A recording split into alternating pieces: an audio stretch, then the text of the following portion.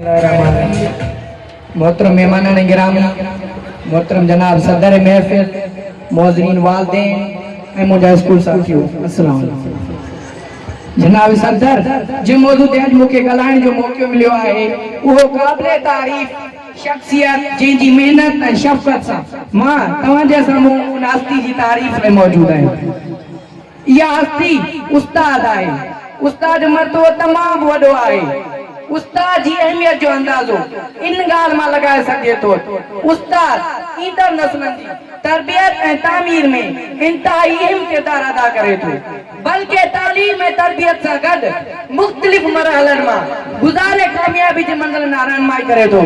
जनाब सदर दुनिया सदियुनि खां वठी कामयाबी जो राहूं पे सफ़र कयूं आहिनि, तबे उन्हनि में तहज़ीब जो वजूद ऐं तालीम जो हुजण जो सबूत आहे। कुछ क़ौमूं उरूज ते तो कुछ ज़वार जो शिकार रहियूं आहिनि।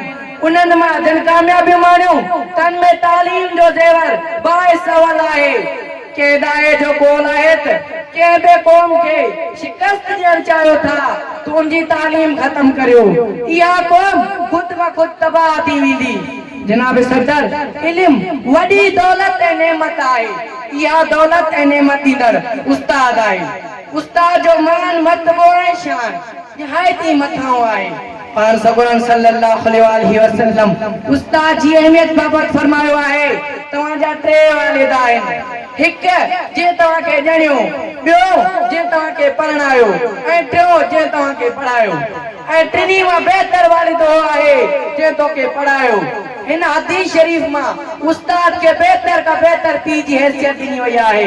जनाब सदर सब का पहिरियां आदम अलैहिस्सलाम खे अल्लाह ताला तालीम ॾिनी ऐं मुआलम इंसानियत खुद अल्लाह ताला आहे।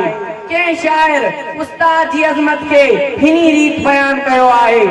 उस्ताद की अजमत को तराजू में न तोलो, उस्ताद की अजमत को तराजू में न तोलो, उस्ताद तो हर दौर में अनमोल रहे हैं।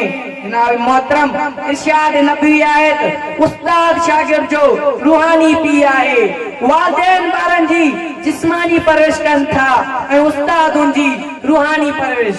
इहो उन्हनि खे तालीम जहिड़े ज़ेवर सां सिंगारनि था। इहो उन्हनि खे उथण वेहण ॻाल्हाइण अदब ऐं इख़लाक़नि सां सिंगारनि था। अॼु जे दौर में नज़र फेरायूं था तो उस्ताद जी अहमियत पोइते पई नज़र अचे। अॼु जो शागिर्द उस्ताद जी इज़त ऐं एहतराम खां काफ़ी दूर पे नज़र थो अचे। इल्म इंसान के नेकी बदी हक़ ऐं नाहक़ जी सुञाणप सच ऐं कूड़ जी पहचान कराए थो। इहा पहचान तरबियत सां थिए थी। उहा तरबियत वारो उस्ताद आहे। अल्लाह वटि आलिम ऐं जाहिल हिकु जहिड़ा न आहिनि। इन लाइ असांखे घुर्जे उस्ताद जी इज़त ऐं एहतराम कयूं, उन सां गॾु हलण महिल अॻियां न हलूं, उन सां ॻाल्हाइण महिल एहतराम सां ॻाल्हायूं ऐं उन सां मिलण वक़्तु सलाम में पेर करियूं ऐं उन्हनि ऐं इज़त ऐं एहतराम सां निवड़ी मिलूं ऐं उन्हनि जे हक़ में दुआऊं कंदा रहूं ऐं उन्हनि खां कामयाबी लाइ दुआऊं पियूं। महिरबानी वसलम।